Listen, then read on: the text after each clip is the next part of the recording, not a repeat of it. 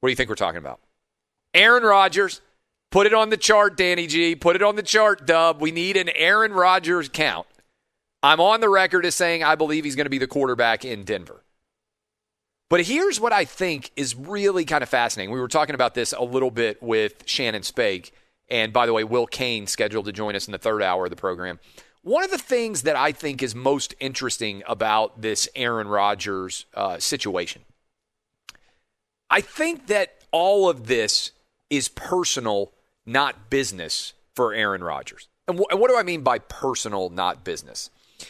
I think that there is a business argument for Aaron Rodgers being underutilized with offensive talent in the draft. I should say the Packers underutilizing Aaron Rodgers' talents because 9 of the last 10 drafts, they have taken defensive players first. And the only first-round pick they made was Jordan Love. I think Aaron Rodgers has been upset about that for a long time.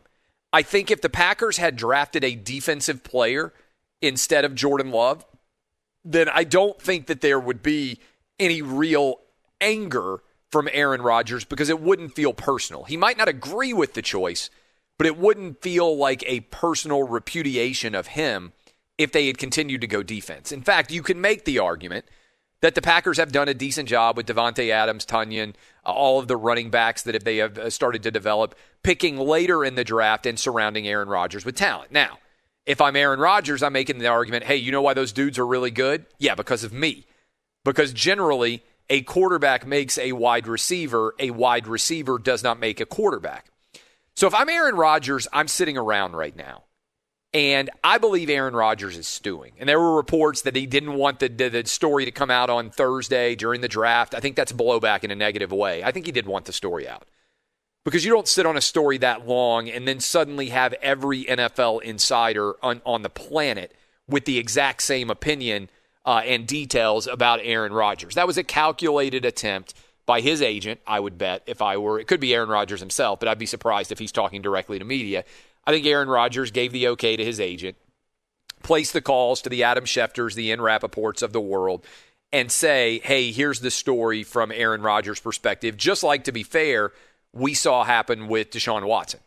Everybody's trying to play the media game. You make a call, you give a leak, you give a story, and you help to drive it. Why would Aaron Rodgers do that? Again, I think this is personal, but I also think Aaron Rodgers' ultimate goal is to end up with a new team, and he feels like if he goes public, it makes it more likely, it puts the pressure and the onus on the Green Bay Packers in a way that he didn't feel like they were acting on earlier. And frankly, the Packers may well have thought Aaron Rodgers was bluffing. It seems clear that the Packers have been trying to go hat in hand, so to speak, to Aaron Rodgers time after time to say, hey, wait a minute, you know we love you, man. The problem the Packers have is they should have thought about this before they drafted Jordan Love. Their big miscalculation. And a lot of people, we talk about, hey, whose side are you on? And I put up a poll question on this. Are you on Aaron Rodgers' side or are you on the Green Bay Packers side? 60% of you were on Aaron Rodgers' side, siding with the player, 40% of you with the Packers side. I think if you wanted to point to flawed logic and decision-making, the Packers are the villain here. I don't think that Aaron Rodgers is necessarily behaving in a way that's unexpected, and I'll unpack that in a little bit. But ultimately, Aaron Rodgers' anger and his disdain for the Packers organization was brought on by their decision to go draft his replacement the year after they lost to San Francisco in the NFC Championship game. You're Aaron Rodgers and you're thinking, boy, we were close to the Super Bowl. I can't wait to see who we're going to bring in as a weapon. And by the way, there are reports that they almost went out and got Jefferson instead of letting him go to Minnesota. Can you imagine about how good he would have been with Aaron Rodgers? He was great already with Kirk Cousins. That's one of the great all-time trade situations, by the way. The Minnesota Vikings add Jefferson as a wide receiver, and they give up Stephon Diggs, and both the Bills and the Vikings effectively thought, hey, you know what? That's a tremendous situation. We got younger at wide receiver. Stephon Diggs gets to go work with Josh Allen, whose completion percentage in a year goes from 59% to 69%. It's what you like to see, honestly, not somebody getting fleeced, one side feeling like they lost in a big way. You've got an incredible deal that is out there for both the Bills and for the Vikings. Both got better, arguably, at the wide receiver position without hurting the other team in any kind of substantial way. But I believe ultimately what is going on here is as soon as Jordan Love was drafted, the Packers painted themselves into a corner. You have to know the psychology of your quarterback. And the psychology of Aaron Rodgers is this. I think it's unique. You heard me talking about it in hour one. He's 38 years old. He's never been married. He doesn't have any kids. And he's socially isolated himself from his family members. Not really interacting with his parents very much. Not interacting with his brothers. So this is a guy who is going to self-obsess in a way that someone who has more things going on in their life may not. And, it's kind of an interesting point.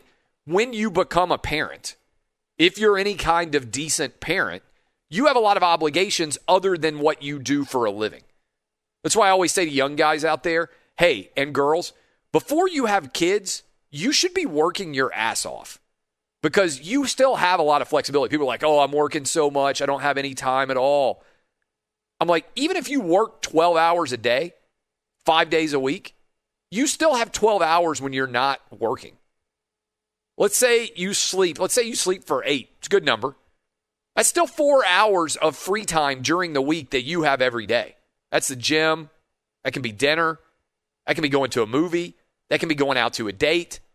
Once you have kids, they are time vacuums.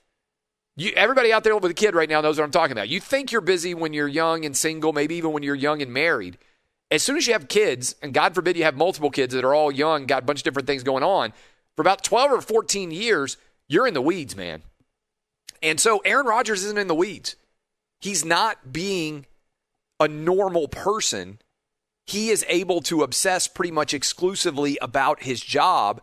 There isn't something else distracting him.